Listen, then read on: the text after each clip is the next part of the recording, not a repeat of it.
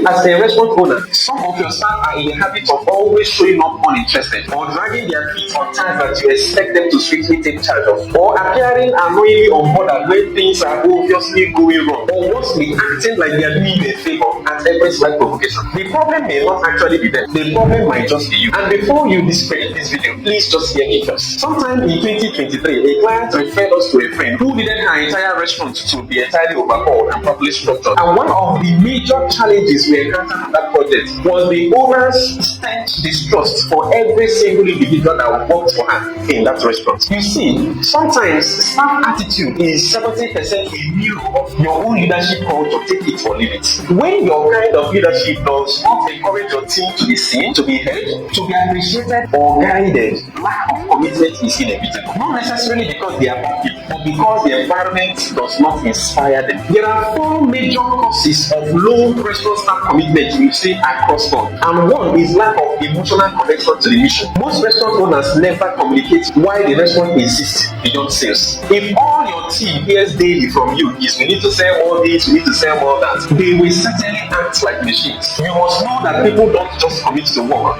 they commit to meaningfulness. When they understand why the restaurant exists and the goal ahead of you as a restaurant leader, they will feel more sense of belonging. Number 2 is micromanaging. When every single decision must get through you, your staff automatically stops thinking of their own. And most of the time, you perceive this as them being lazy, but you have subconsciously trained them not to take initiatives on their own. And number 3 is what I call unbalanced reward effort system. Imagine a staff who has been working extra hours for straight 6 months for whatever reason and never gets a thank you from you. No bonus, no appreciation, no recognition, not even a humanly day off at any point from you. It don't take time before such a staff emotionally begin to disconnect entirely from the business. And the simple commitment dies where effort is not noticed. And the last and most common is lack of leadership presence. Many of you only show up for complaints. You are invisible when things go right, and suddenly you are hyperactive and present when things go wrong. You can't expect loyalty from people who only see your anger and never feel or experience your guidance. If there is one thing I want you to note,